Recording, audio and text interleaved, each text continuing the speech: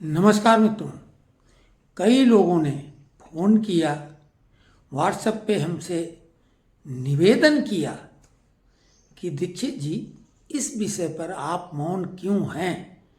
आप तो UGC act पर भी मुखर रहे, आपने T20 वर्ल्ड कप पर भी एक वीडियो बनाया, लेकिन इस विषय से ज़्यादा महत्वपूर्ण क्या होगा जो राजनीति की दशा और दिशा बदलने वाली है? और वो मामला है स्वामी अभिमुक्तेश्वरानंद का। स्वामी अभिमुक्तेश्वरानंद स्वयंभू शंकराचार्य हैं। उन्होंने खुद को शंकराचार्य घोषित कर दिया है।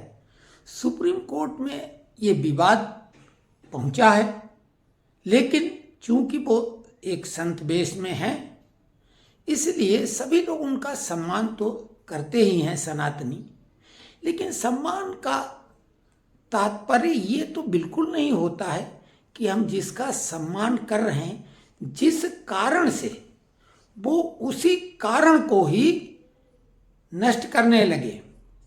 शंकराचार्य सनातन धर्म के हैं और उनकी जवाबदेही है, उनका उत्तरदायित्व है कि सनातन का जो धर्म है उसकी ध्वजा ऊंची हो, वो पुष्ट हो, उसमें अगर कुछ कमियां उनको वो दूर कराएं, वो पथ प्रदर्शक बने सनातन के।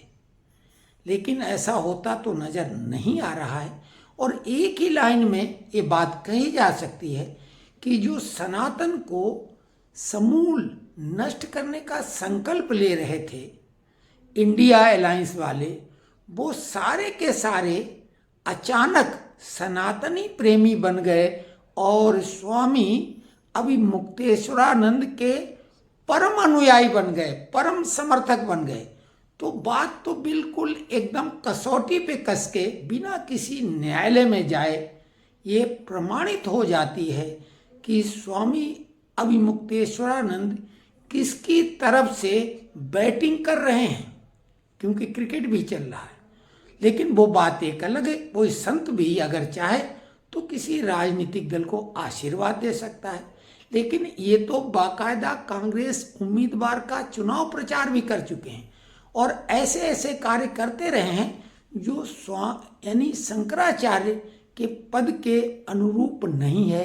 शादी विवाह में जाना, अंबानी परिवार में पहुंच गए, उधर वो आम आदमी पार्टी के नेता और फिल्मी एक्ट्रेस की शादी में पहुंच गए। तो हालांकि ये उनकी मर्जी, लेकिन जब माघ मेला, इससे पहले जब महाकुंभ में भगदड़ मच गई थी, तो सीधे सीधे ये लग रहा था, अगर उसका विश्लेषण करें कि स्वामी जी का मंतव्य क्या था। वो पालकी पे चढ़ के जा रहे थे गंगा स्नान करने और रोकने के बाद भी रुके नहीं, और उनके जो शिष्यों ने पुलिस के साथ जोर आजमाइश की। पुलिस तो अपने ढंग से ये काम करती है, क्योंकि वो रियायत नहीं करती है। 2004 में श्रृंगेरी शारदा पीठ के शंकराचार्य को, जैन सरस्वती जी को, पुलिस दिवाली की रात को महापूजा जो 200 साल से निरंतर चली आ रही थी, उसको भंग कर दिया गया और घसीट के ले गई थी हत्या के आरोप में। लेकिन यहीं पे एक बात और उनके पक्ष की हम कर रहे हैं कि जो ये कहा जा रहा है कि अभिमुक्तेश्वरानंद को ये जो घिनौने पॉक्सो के आरोप लगे, इसके बाद पद छोड़ देना चाहिए और जब क्लीन चिट मिल जाए तभी वो अपने पद की बहाली करें। ये बात तो इसलिए नहीं है कि जैन सरस्वती पर बेहद गंभीर आरोप लगे थे, वो बाद में आरोप मुक्त हो गए, दोष मुक्त हो गए, लेकिन हत्या का आरोप था और उन्होंने भी पद नहीं छोड़ा था। तो ये तो अभिमुक्तेश्वरानंद के ऊपर अपने विवेक पे है। केजरीवाल ने मुख्यमंत्री का पद जेल में जाने के बाद भी नहीं छोड़ा था, अभी तो इन पे केवल आरोप लगे हैं। और यहाँ पर एक बात और भी बता दें कि जहाँ जो अभी चल रहा है कि उनको कभी भी गिरफ्तार कर लिया जाएगा, हमारा आकलन है कि ये पॉक्सो एक्ट तो बहुत जबरदस्त है, protection of children from sexual offence act 2012 इसका पूरा नाम है।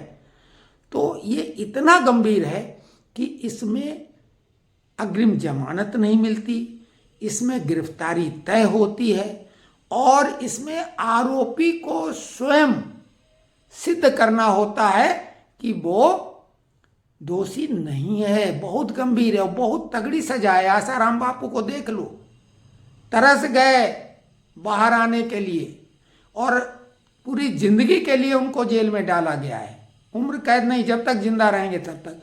तो ये आरोप तो बेहद गंभीर है, लगाया गया है। और जब आरोप ये माघ मेला में आशुतोष ब्रह्मचारी रामभद्राचार्य के शिष्य इन्होंने आरोप लगाया था कि उन्हीं के जो बटुक है इनके पास आके ऐसा ऐसा उन्होंने कहा, तो वो पुलिस पे उन्होंने FIR लिखाने की कोशिश की, पुलिस ने नहीं लिखी, बोला हम जांच करेंगे। और लंबा समय गुजर गया, तब वो कोर्ट में गए और प्रयागराज कोर्ट ने उनसे कहा कि भाई ये मामला ऐसे तो नहीं, तो उन्होंने सबूत दिए, CD दी और गहन परीक्षण के बाद प्रथम दृष्टया कोर्ट को लगा कि मामला तो वाकई में तथ्यपूर्ण है।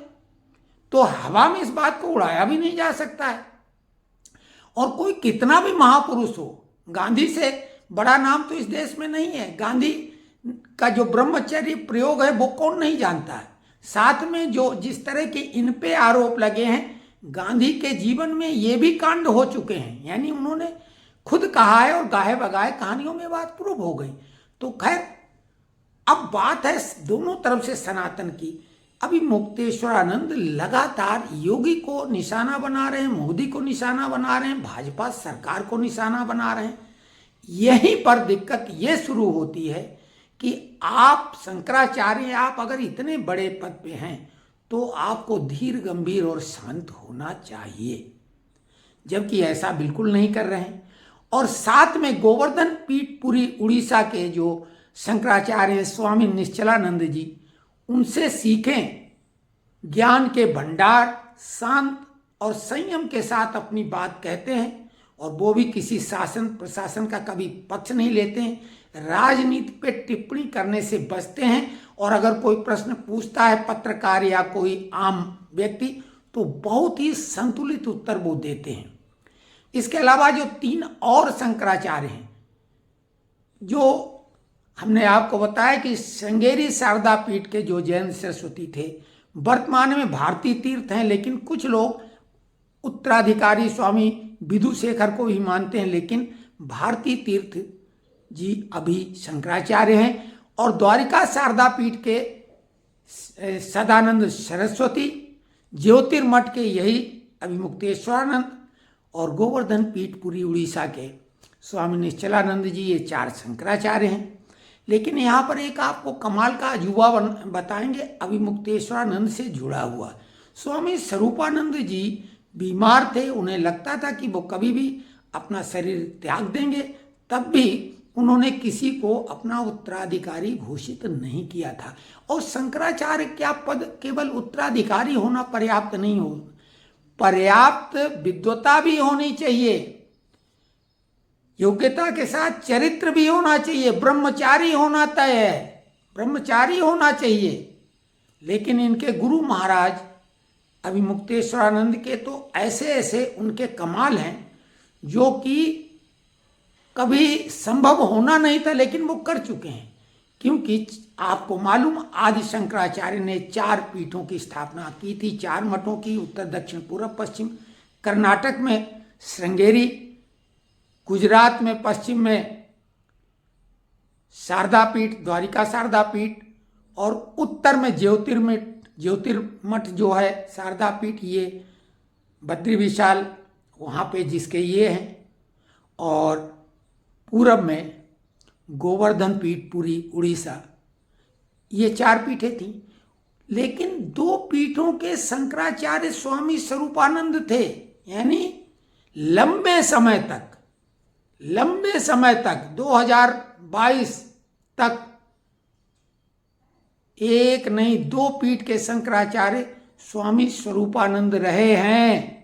और 1973 में ज्योतिर्मठ के शंकराचार्य बने, जहाँ अभी अभिमुक्तेश्वरानंद हैं। सदानंद सरस्वती जो द्वारिका पीठ के हैं वो 1982 में वहाँ के बन गए और लगातार रहे। तो ये कमाल है। और ये भी मुकदमेबाजी के द्वारा इंदिरा गांधी के कृपा पात्र थे। उन्हें जब लगा कि कहीं कोर्ट इनको हटाना दे तो झोतेश्वर, जो गोटे गांव नरसिंहपुर जिले में है, जबलपुर से नज़दीक है, झोतेश्वर में इंदिरा गांधी खुद गई थी और ये उन्होंने 80 में वहाँ पर उसको भी बोला गया था कि ये भी एक शंकराचार्य का मठ है। तैयारी कर ली गई थी कि अगर ये मुकदमा हारते तो उसे मठ इंदिरा गांधी दर्जा देती। क्लियर कट कांग्रेसी शंकराचार्य वो कहलाते थे। उसी परंपरा का निर्वहन ये कर रहे हैं। और एक और कमाल की बात है, जो पत्रकार बंधु इन पे तगड़ी रिपोर्टिंग करना चाहते हैं तो वो संस्कारधानी चले जाएं। संस्कारधानी का मतलब है जबलपुर।